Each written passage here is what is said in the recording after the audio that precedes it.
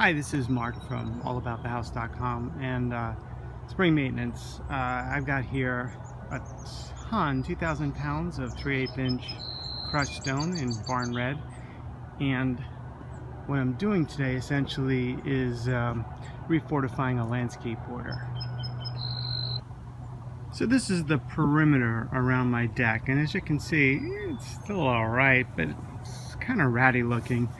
I took some weed killer about a week ago to some of the grass that was in there, so you can see that that's dead. But refortifying isn't exactly the right word to use. Refreshing. So you can see what I've started to do down here. And this is pretty low tech, it's just hard work.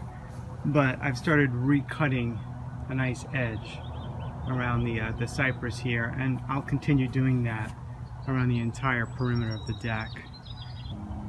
Alright, just a couple of tips as I progress through this. Tip 1, the border.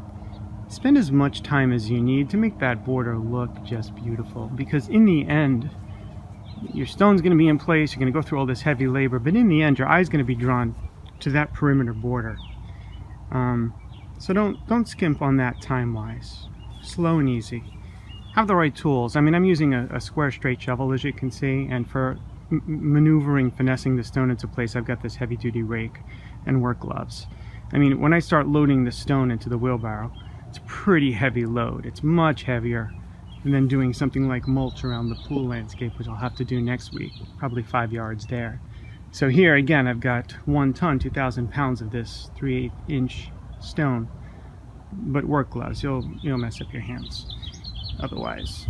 Tip 3, which I'm failing at, try not to do this in full sun in the heat of the day. Early in the morning is best, where it's nice and cool and have plenty of water. And tip 4, get your kids to help. I'm failing at that too. Okay, I have the border all cut in now, and I got the first wheelbarrow kind of ready to go. Note how I didn't just cut this out. I also took this heavy-duty rake and I smoothed everything down neat and clean. I don't want any roots, any clumps of dead grass, etc. sticking out. I want a nice clean edge that the stone, when I apply it, is going to fall right into neat and clean. And all this sort of schmutz here, I'm not even messing with it. I'll take care of that later. But again, I want a nice clean bed. It almost looks finished, right? Except for the fact that it's missing 2,000 pounds of stone.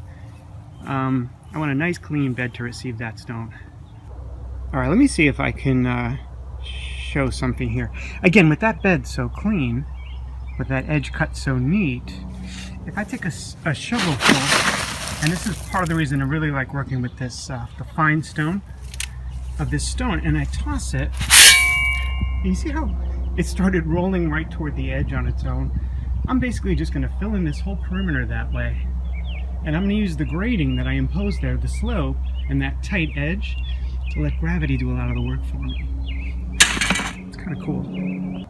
Okay, so stone is applied, and I finessed it a little bit, but like I showed, I really tried to let gravity handle most of the pulling the stone into place. You may also have noticed I did not use weed felt. I don't have a landscape border here. The stone is right up against the grass. And I'll talk a little bit more about why I made those particular choices for this landscape around the deck here if you click the link below that takes you to the full article. So again, hope this is of some help. This is Mark from allaboutthehouse.com, and our website is focused on topics like this: landscaping, carpentry, plumbing, electrical, essentially for the do-it-yourself person. We're not professional contractors, but we like to do stuff right. We like the conquest of it. So please visit us if you can. Thanks.